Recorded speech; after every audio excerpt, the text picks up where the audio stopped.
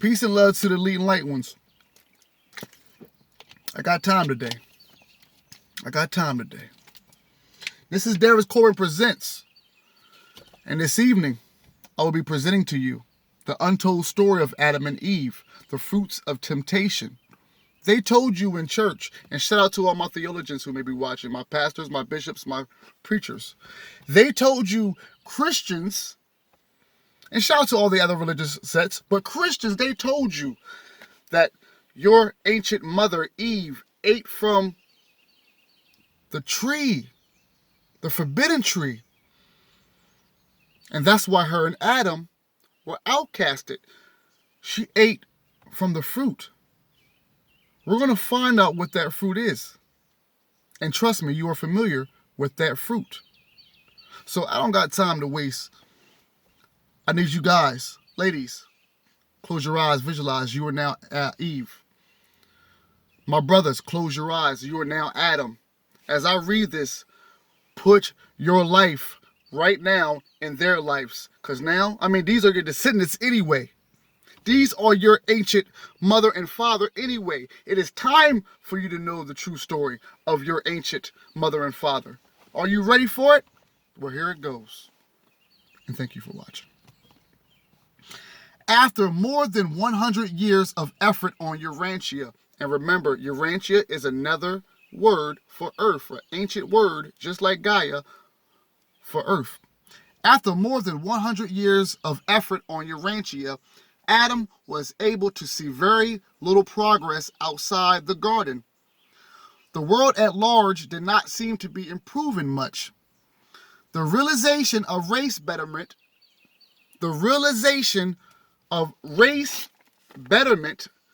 please, after this, look that word up.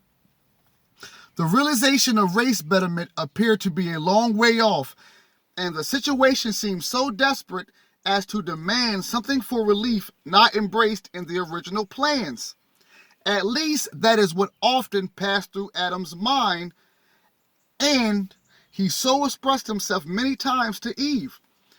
Adam and his mate were loyal, but they were isolated from their kind, and they were sorely distressed by the sorry plight of their world.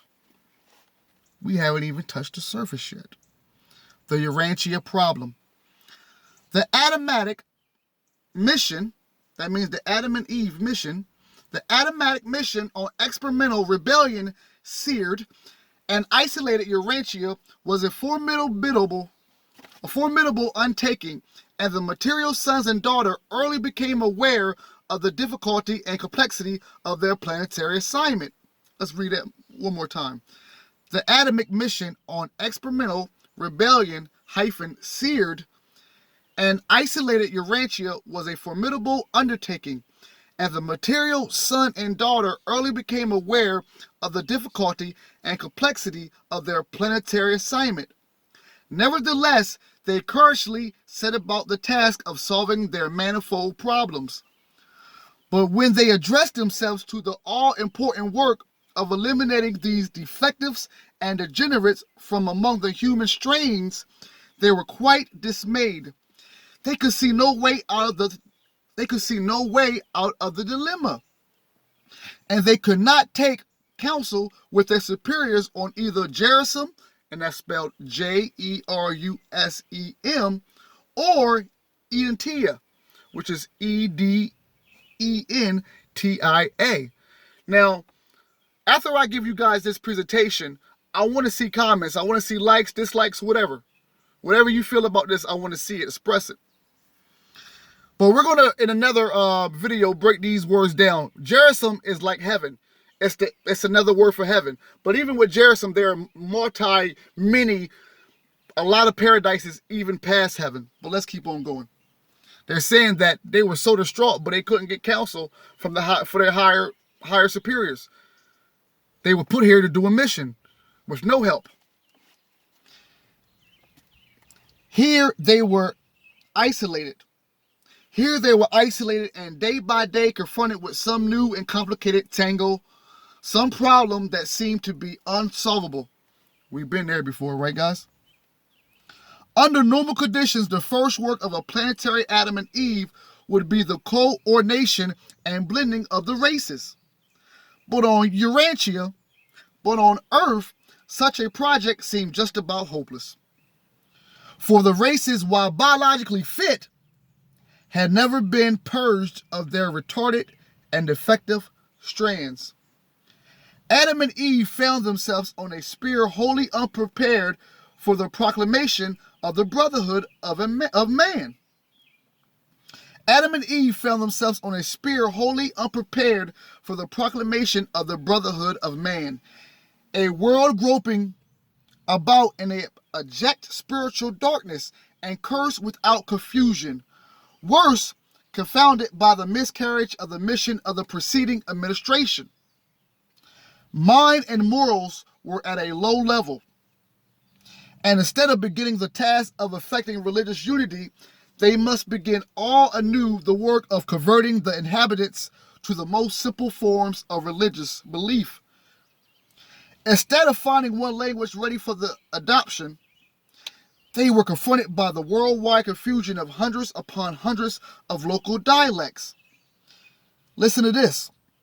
No atom of the planetary service was ever set down on a more difficult world. The obstacles seemed insuperable and the problems beyond creature solution. They were isolated. Adam and Eve were isolated from their own kind when they came to Earth. They were isolated, and the tremendous sense of loneliness which bore down upon them was all the more heightened by the early departure of the Melchizedek receivers. Only indirectly by means of the angelic orders could they communicate with any being off the planet.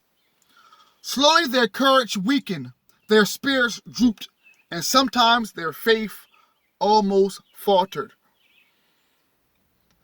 Y'all all right out there? Because it's about to get real, even more real.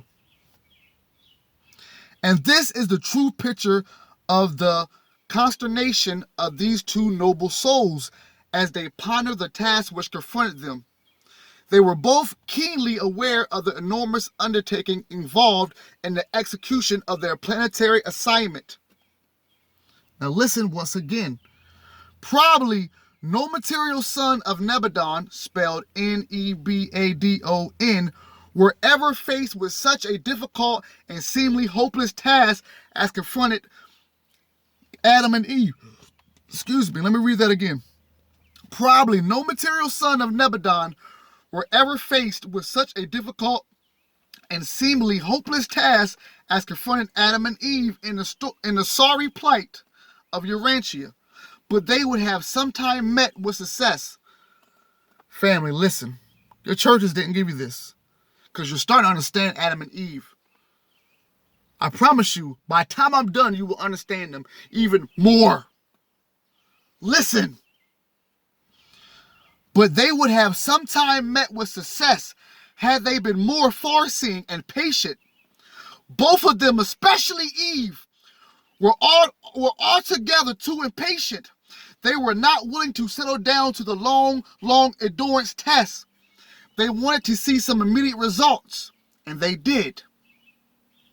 But the results thus secured proved most disastrous, both to themselves and to the world.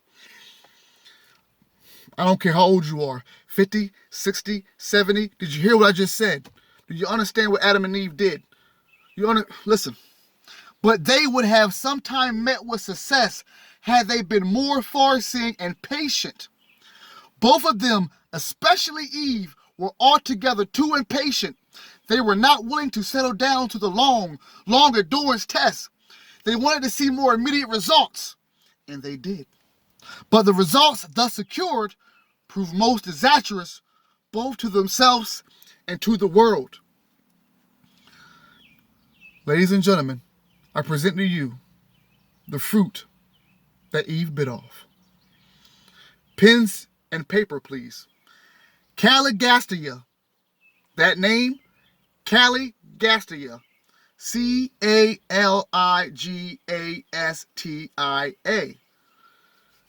And this is Caligastia's plot.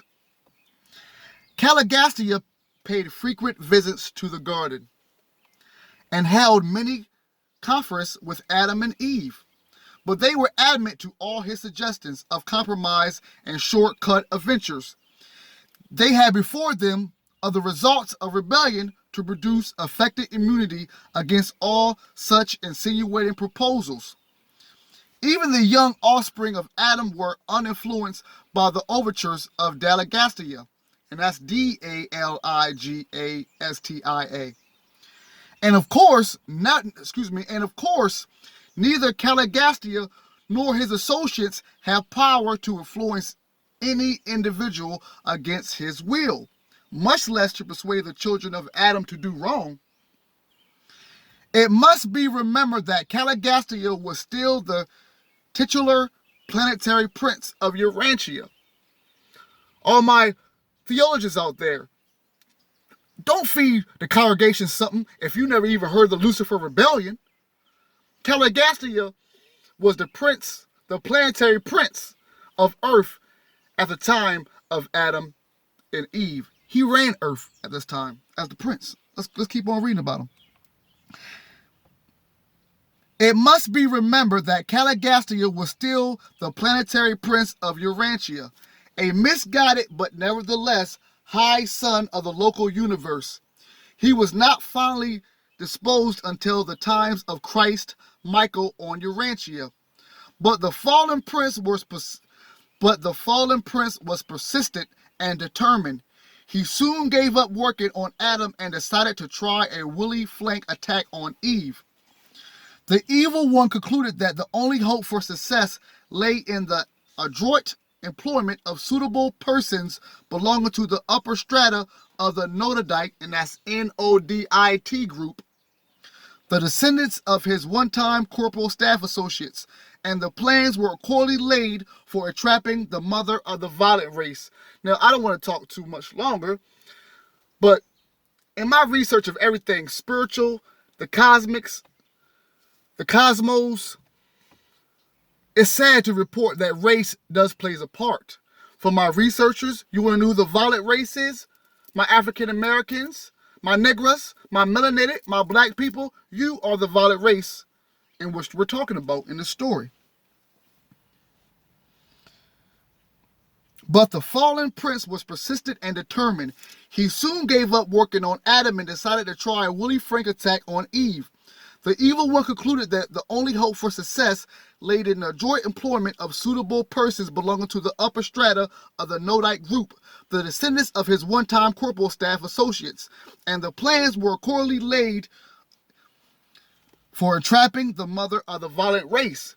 See, as it goes, Eve was in the upper echelon, more of a powerful position than her mate Adam. Her bloodline was more of a royal one than her mate.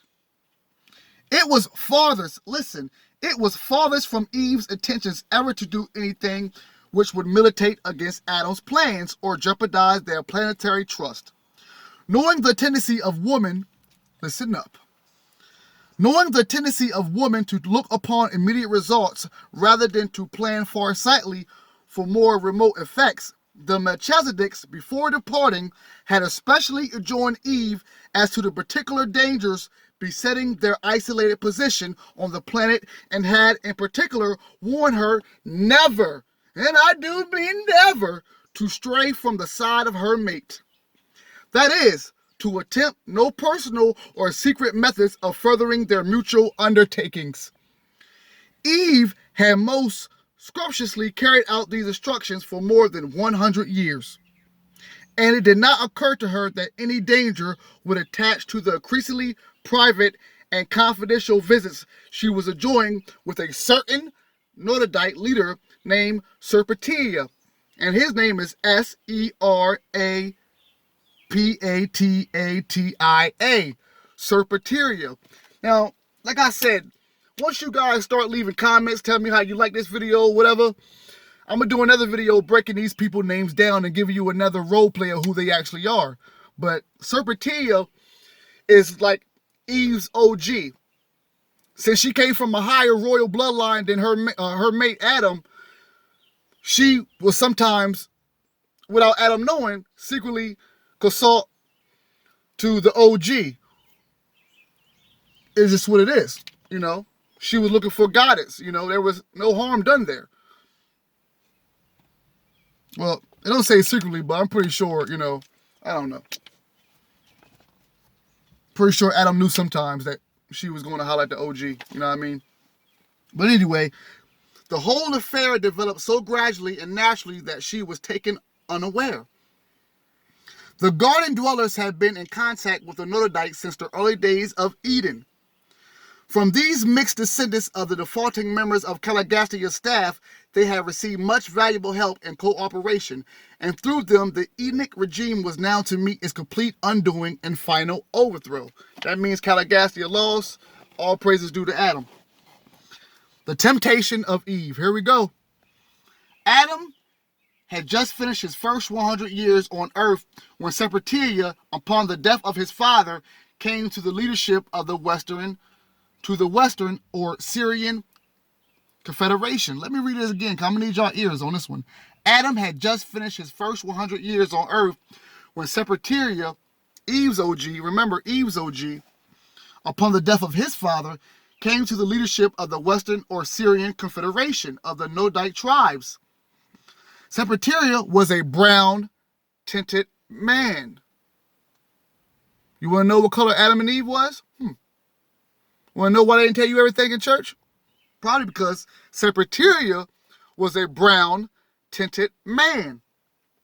A brilliant descendant of the one-time chief of the Dalmatia, and that's Dalamatia Commission on Health, mated with one of the master female minds of the blue race of those distant days. All down through the ages, this line had held authority and wielded a great influence among the Western Nodite tribes. Septertia had made several visits to the garden and had become deeply impressed with the righteousness of Adam's cause. And shortly after assuming the leadership of the Syrian Nodites, he announced his intentions of establishing an affiliation with the work of Adam and Eve in the garden. The majority of his people joined him in this program, and Adam was cheered by the news that the most powerful and the most intelligent of all the neighboring tribes had swung over almost violently to the support of the program for world improvement. It was decidedly heartened, and shortly after the great event, Septertia and his new staff were entertained by Adam and Eve in their own home. Be careful who you bring in your home. Septertia became one of the most able and efficient of all Adam's lieutenants. He was entirely honest and thoroughly sincere in all his activities. He was never conscious, even later on, that he was being used as a circumstantial tool of the Willie Caligastia. Presently, Septertia became the associate chairman of the Edict Commission on Tribal Relations, and many plans were laid for the more vigorous prosecution of the work of winning the remote tribes to the cause of the garden. He held many conferences with Adam and Eve, especially Eve, and they talked over many plans for improving their methods. One day during a talk with Eve, it occurred to Septertia that it would be very helpful if, while awaiting the recruiting of large numbers of the violent race, something could be done in the meantime immediately to advance the waiting tribes. Septertia contended that if the Nodadites, as the most progressive and cooperative race, could have a leader born to them of part origin in the violent stock, it would constitute a powerful tie binding these people more closely to the garden. And all of this was soberly and honestly considered to be for the good of the world, since this child, to be reared and educated in the garden, would exert a great influence for good over his father's people. It should again be emphasized that Septertia was altogether honest and wholly sincere in all that he proposed. He never once suspected that he was playing into the hands of Caligastia and Dalmatia. Septertia was entirely loyal to the plan of building up a strong reserve of the violet race before attempting the worldwide upstepping of the confused people of Urantia. But this would require hundreds of years to consummate, and he was impatient. He wanted to see some immediate results, something in his own lifetime. He made it clear to Eve that Adam was oftentimes discouraged by the little that had been accomplished toward uplifting the world. I hope y'all listening. For more than 5 years, these plans were secretly matured. At last, they had developed to the point where Eve consented to have a secret conference with Cano, spelled C-A-N-O. And I hope you got your notes down. Remember, there is no truth until you decide what truth is. That's what my teacher, Dr. Deborah Blair, told me. There is no truth until you decide what truth is. Research this. For more than 5 years, these plans were secretly matured. At last, they had developed to the point where Eve consented to have a secret conference with Cano, the most brilliant mind and active leader of the nearby colony of friendly Nodites. Cano was very sympathetic with the Adamic regime. In fact, he was the sincere spiritual leader of those neighboring Nodites who favored friendly relations with the garden. The fateful meeting occurred during the twilight hours of the autumn evening, not far from home of Adam. Let me read that again. Damn, Eve. Damn, Eve. Damn, Eve. The fateful meeting occurred during the twilight hours of the autumn evening, not far from the home of Adam. Eve had never before met the beautiful and enthusiastic Cano, and he was a magnificent specimen of the survival of the superior physique and outstanding intellect of his remote progenitors of the prince's staff. And Cano also thoroughly believed in the righteousness of the Secretariat project outside of the garden. Multiple mating was a common practice. It has that in hyphens.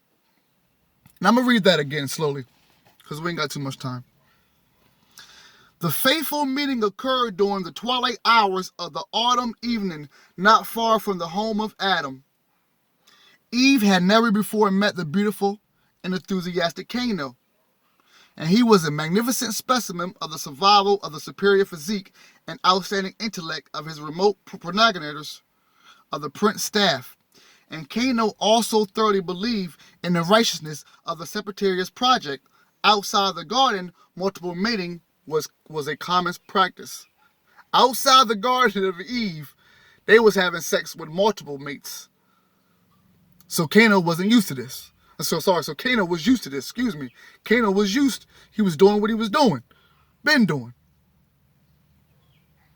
Influenced by flattery, listen, ladies, that's why I say ladies, also to my brothers, but definitely ladies, you go through these things with your sexual energy. You have these multiple men's. Morals tell you it's not right, but your spiritual energy, everything about you is not moral. It's not common sense. It's divine. It's spiritual. Your churches for many years have put you in chains, locked you up, locked that sexual energy up. In Deuteronomy 12 alone in your Bible, you can see how much they had, or little respect they had for the divine feminine. So I'm going to read this last part. Influenced by flattery, enthusiasm. Ladies, have you ever been influenced by flattery, enthusiasm, and great personal persuasion? Well, Eve did. Influenced by flattery, enthusiasm, and great personal persuasion, Eve then and there consented to embark upon the much discussed enterprise to add her own little scheme of world saving to the larger and more far-reaching divine plan. Before she quite realized what was transpiring, the fatal step had been taken.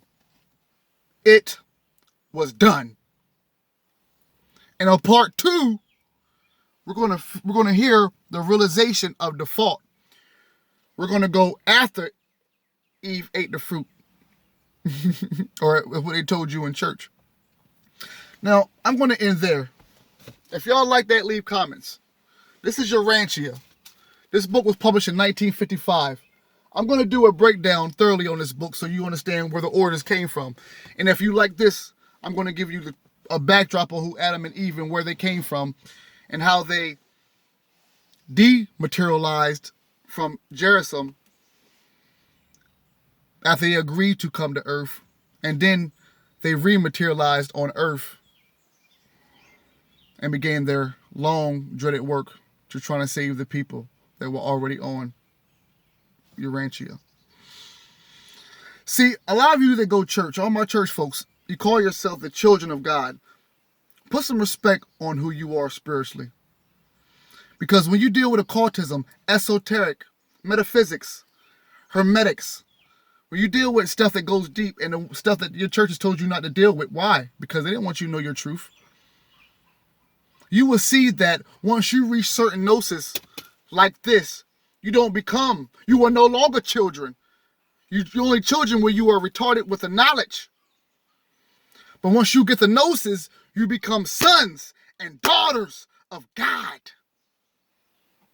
See, for y'all going to church, your pastors and preachers, and I can't really blame y'all even because y'all are just still being baby fed with what the ancestors of that theologian told you.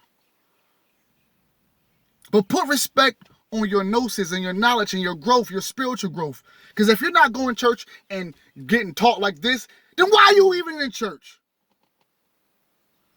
You're just going for a show. You dressing up. You want to hear what this one talking about. You want to see what the pastor talking about. So then you can go home and talk about everybody you was in church with. Don't get me started. I'm not the one. Or two or three. I've been put on this planet to let you know that you are greater. After I'm done with part 2 of this story, I'm going to give you a better understanding who the universal Father is. Way better than your churches ever have. And churches, don't take this as a slight. It's time for you to do your researches. For those who call themselves melanated. No, this has always been about race, even when we didn't want it to be about race. Even when you were too busy being humble about your DNA. I'm not. Well, thank you for joining me. Part 2 will be coming soon. How soon? Soon as you want it to come. Leave comments. Let me know what you think. People like Jimi Hendrix used to read this book. That's how powerful this book is. And remember, there is no truth until you decide what truth is. I love all of y'all. I am the son of the mother God, Christ consciousness walking. Welcome to the age of Aquarius. Thank you. Peace.